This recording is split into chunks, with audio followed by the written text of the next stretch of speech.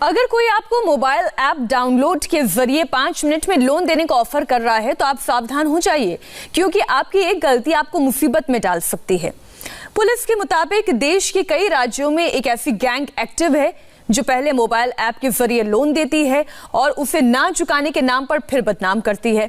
अब तक बदनामी के डर से कई लोग मौत को गले लगा चुके हैं।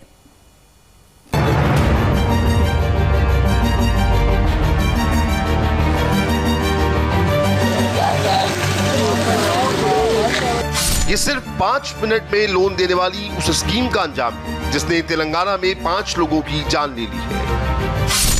पहले पैसे की जरूरत और फिर बेइज्जती के डर का फायदा उठाकर लोन देने वाले गैंग लोगों को अपना शिकार बना रहे हैं।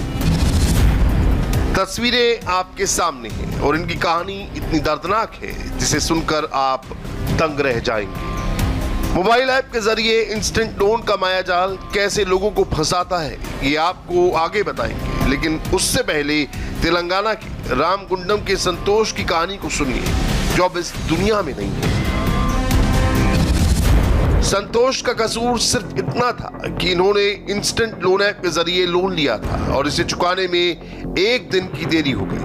इसके बाद लोन देने वाली कंपनी के लोगों ने संतोष को परेशान करना शुरू कर दिया। पहले गालियां दी गई, फिर फोन से पर्सनल डिटेल निकालकर दोस्तों और रिश्तेदारों में बदनाम करने की धमकी दी गई और बाद में सोशल मीडिया पर बेइज्जती करने की बात कही गई। इन सारी बातों से परेशान होकर संतोष ने कैमरे के सामने जहर पीकर अपनी जान दे दी। अपने दोस्तों और रिश्तेदारों के सामने बदनाम होने के डर से संतोष को मौत को गले लगाना ज्यादा आसान लगा। हाय फ्रेंड्स, నా పేరు సంతోష్ కుమార్। मेरा नाम संतोष कुमार है। मुझे पैसों की ज़रूरत थी, इसलिए मैंने मोबाइल ऐप के ज़रिए लोन लिया था। मैं पहले पैसे चुका रहा था, एक ऐप में पैसा नहीं चुका पाया क्योंकि मेरी तबीयत ख़राब हो गई थी। उन्होंने फ़ोन करके मुझे भद्दी गालियां देकर बात की, जिससे मुझे मानसिक पीड़ा हुई। मेरे फ़ोन के कॉन्टैक्ट लिस्ट में मौजूद हर आदमी का नाम लेकर मुझे धमकाया। मैं अभी भी वो पैसा चुका पाने की हालत में नहीं हूँ। थोड़ा बहुत जो पैसा था वो अस्पताल में खर्च हो गया, इसलिए मैंने आत्महत्या करने का फैसला किया है। मैं अपील कर रहा हूँ कि मेरी हालत को देखकर कुछ लोग इससे बाहर निकल जाएंगे और जो लोग लोन दे रहे हैं वो भी बदल जाएंगे। शुक्रिया दोस्तों। हैरानी की बात यह है कि संतोष ने सिर्फ 51,000 रुपए का लोन लिया था, जो कुछ ही दिनों के अंदर 1 लाख रुपए से ऊपर पहुंच गया। अब आप समझ लीजिए महंगे ब्याज वाले इस लोन के पीछे किस तरह की साजिश काम कर रही है। मोबाइल ऐप के जरिए लोन के झांसे में आकर मौत को गले लगाने वाले संतोष की तरह चंद्रमोहन ने भी बदनामी के डर से मौत को गले लगा लिया। चंद्रमोहन ने इंस्टेंट लोन लिया था लेकिन तय समय पर चुका नहीं पाए और फांसी लगाकर आत्महत्या कर ली। Hyderabad city police cyber cell के तरफ से पिछले 48 आवर्स में कुछ ऑपरेशन कंडक्ट किए गए, जिसके तहत इलीगल माइक्रो फाइनेंस कंपनीज के बारे में पता चला। जैसा कि आप लोग जानते हैं, पिछले कुछ दिनों में साइबराबाद और सिद्दीपेट में 2 सुसाइड केसेस का रिपोर्ट हुआ, जिससे पता चला कि कुछ इलीगल कंपनी लोन देती है और लोन के बाद उसको रिकवरी के दौरान जो क्लाइंट है उसको डिफेम करती है, उसके कॉन्टैक्ट्स में, उसके फैमिली मेंबर्स में, उसके फ्रेंड सर्किल में, और कभी कभी ये इस लेवल तक जाता है कि ये डिप्रेशन वो क्लाइंट बर्दाश्त नहीं करते हैं और सुसाइड भी कर लेते हैं। तेलंगाना में पिछले कई दिनों से इंस्टेंट लोन ऐप से लोन देने वाली कंपनियों के खिलाफ लगातार मामले दर्ज किए जा रहे हैं। अब तक अकेले हैदराबाद पुलिस इस तरह के 27 मामले दर्ज कर चुकी है, जबकि अलग अलग इलाकों में करीब 100 केस सामने आ चुके हैं। इंस्टेंट लोन के मामले में पुलिस अब तक चीनी मूल के लोगों सहित करीब 30 लोगों को गिरफ्तार कर चुकी है। मामला सामने आने के बाद हैदराबाद, साइबराबाद और रचकोंडा के पुलिस कमिश्नर ने सर्च इंजन गूगल से संपर्क करके इस तरह के करीब 200 ऐप्स को ब्लॉक करने को कहा है। अब आप ये समझिए कि लोन लेने वाले व्यक्ति को किस तरह से हैरेस किया जाता है। ऐप डाउनलोड करते समय उस व्यक्ति से कॉन्टैक्ट, मीडिया और गैलरी का एक्सेस मांग लिया जाता है। ये सारी जानकारी कंपनी के पास पहुंच जाती है और उसके बाद जैसे ही लोन की मियाद खत्म होती है, सारे कॉन्टैक्ट्स को मैसेज जाता है और ये कहा जाता है कि लोन लेने वाला व्यक्ति 420 है। यही नहीं, उसकी गैलरी में जितनी भी फोटोज हैं, खासतौर पर महिलाओं की फोटो को मार्फ कर उन्हीं महिलाओं को भेजा जाता है और ये कहा जाता है कि अगर लोन लेने वाले व्यक्ति पर लोन वापस चुकाने का दबाव नहीं डाला गया तो इसे इंटरनेट पर सर्कुलेट कर दिया जाएगा। यहाँ तक कि कॉन्टैक्ट लिस्ट से निकटतम रिश्तेदारों को फोन कर धमकी दी जाती है कि अगर लोन समय पर नहीं चुकाया गया तो उनके खिलाफ भी कानूनी कार्रवाई होगी। इतना सब कुछ होने के बाद लोन लेने वाला व्यक्ति तनाव में आ जाता है और वो अपनी जान देने पर उतारू हो जाता है। 5 मिनट में इंस्टेंट लोन आपकी जरूरत को पूरा करने का वो झांसा है जिसमें मुसीबत की शुरुआत लोन लेने के बाद शुरू होती है। सबसे पहले आप इस 5 मिनट में लोन लेने वाली साजिश की ABCD समझिए। इंस्टेंट पर्सनल लोन ऑफर करने वाली कंपनी मोबाइल ऐप के जरिए लोन ऑफर करती है। इस ऐप को गूगल प्ले स्टोर या ऐप स्टोर से डाउनलोड करने के लिए कहा जाता है। 5 मिनट में लोन देने के बदले में लोन कंपनी 35% तक ब्याज लेती है।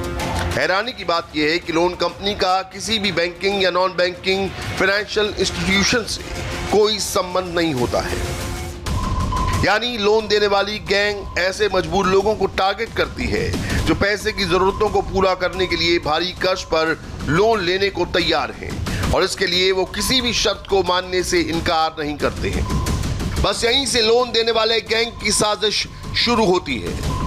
ऐप डाउनलोड करने के बाद आपको अपनी पर्सनल डिटेल, 3 महीने की बैंक स्टेटमेंट, आधार कार्ड की कॉपी और पैन कार्ड की कॉपी ऐप पर अपलोड करनी होती है। इसके बाद कुछ मिनट के प्रोसेस के बाद आपको 1000 से 50,000 तक का लोन मिल सकता है। ये लोन 7 दिन से कुछ महीनों तक के लिए होता है। इस लोन पर हाई इंटरेस्ट रेट के साथ कई तरह की फीस लगती है। अगर कोई 5,000 का लोन लेता है तो ऐप कंपनी 1,180 रुपए तो सिर्फ प्रोसेसिंग फीस और GST के नाम पर ले लेती है। यानी लोन आपने 5,000 का लिया और आपको मिलेंगे 3,820 रुपए। लोन लेने वाले व्यक्ति को लोन तो फटाफट मिल जाता है, लेकिन ब्याज की रकम 35 से 65% तक होती है। यही नहीं, प्रोसेसिंग फी और गेटवे चार्जेस के नाम पर 25% अतिरिक्त रकम वसूल की जाती है। मतलब ये कि लोन चुकाते वक्त व्यक्ति को दुगनी कीमत चुकानी पड़ती है। ऐसे मामले अब लगातार बढ़ रहे हैं तो RBI ने भी इसका संज्ञान लिया है और कहा है कि ऐसे ऐप्स भारत में लोन देने के लिए अधिकृत नहीं है। साथ ही लोगों को इस बात की चेतावनी भी दी गई है कि ऐसे ऐप्स के जाल से वो बचें और साथ साथ पुलिस के साथ मिलकर प्ले स्टोर से ऐसे ऐप्स को हटाने पर भी कार्रवाई की जा रही है। इस तरह के ऐप महीने, हफ्ते, यहाँ तक कि दिन के हिसाब से भी ब्याज वसूलते हैं। लोन लेने वाली साजिश का शिकार हुए बेंगलुरु के आरिफ इकबाल की बात सुनकर आपको इस बात का एहसास होगा कि लोन वाले गैंग किस तरह लोगों की जान के दुश्मन बन जाते हैं। अपनी मां के इलाज की मजबूरी के चलते आरिफ ने भी इंस्टेंट ऐप से लोन लिया, लेकिन तय मियाद पर लोन नहीं चुका पाए। आरिफ का आरोप है कि इसके बाद लोन देने वाले लोगों ने जीना मुश्किल कर दिया। जान देने पे आमदा ये लोग कर देते हैं। ऐसे करते हैं जैसे कि आपने किसी का कत्ल करके आ गए हो आप, या किसी बहुत बड़ी रॉबरी को आपने अंजाम दे दिया है। ये लोगों में इतना गलत अफवाह फैलाते हैं मेरे नाम से या किसी और के नाम से। वो बंदा जान तो क्या, मतलब मुझे नहीं लगता खुद पूरे परिवार की ही जान ले ले। वो इतने गंदे से वो लोग जो है हरास करते हैं।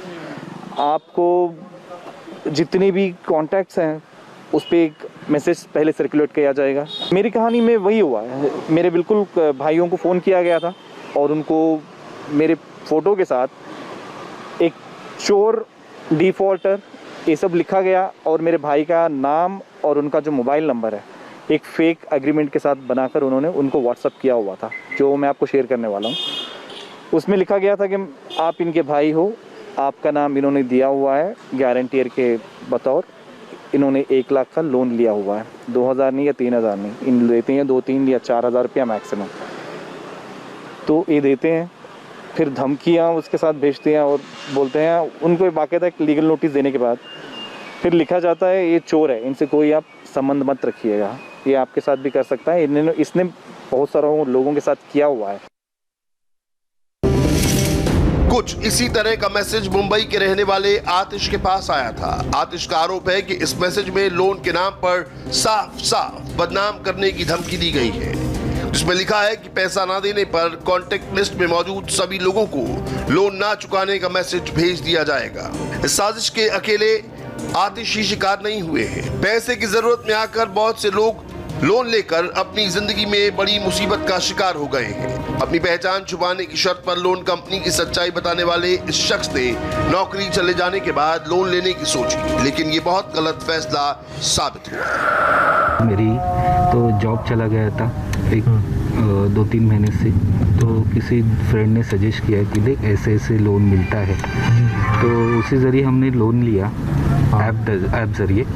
तो उसमें ऐप जब लेते समय उसमें बहुत सारी कंडीशन थी उनकी कि आपके कॉन्टैक्ट लिस्ट, आपके फ़ोन मेमोरी जो भी है, तो उस समय चलिए पैसे की ज़रूरत थी तो हम लोग ने एक्सेप्ट कर लिया था। तो उसके बाद ऐसे हुआ 7-7 दिन भरने की जब टाइम आया है, तो उस पीरियड में भर नहीं पाए, तो उन्हीं के लोन के ज़रिए, मतलब उन्हीं के ऐप ज़रिए दूसरे ऑफर्स आए गए कि एक लोन भरने के लिए हमें कैसे होता था कि एक लोन 4000 का मिलता था, तो 4000 अप्रूव होता था, उसमें हमें मिलता था 2-2.5 हज़ार रुपया। तो वो लेकिन भरने के टाइम में हमें 7 दिन में पूरा 4000 भरना पड़ता था। जब मैं एक दिन भी लेट होता था तो कोई ग्रुप बना देते थे, ये बंदा चोर है, ये पैसा नहीं भर सकता है। फैमिली मेम्बर्स में लेडीज़ को ऐड कर देते, तो लेडीज़ को ऐड करके बहुत गंदी गंदी गालियाँ देते थे। लॉकडाउन में जॉब जाने के बाद जुलाई महीने में पहली बार इन्होंने लोन लिया। 1 हफ्ते में पैसा चुकाना था, लेकिन जब पैसा नहीं लौटा पाए तो इसी लोन कंपनी ने अपने दूसरे ऐप से लोन पर पैसे लेकर पहला वाला लोन चुकाने के लिए कहा, लेकिन प्रोसेसिंग फीस और दूसरे चार्जेस के नाम पर लोन अमाउंट का 30 से 40% पैसा ही काट लिया जाता था। इस तरह मुंबई में बहुत से लोग लोन के जंजाल में फंसते चले गए। नागरिकों को चेतावनी है कि कुछ ऐप्स और वेबसाइट्स है जो कई नागरिक जिनको पैसे की इमीडिएट ज़रूरत है, उनको low rate of interest, concessional rate of interest पे इमीडिएट लोन्स देते हैं।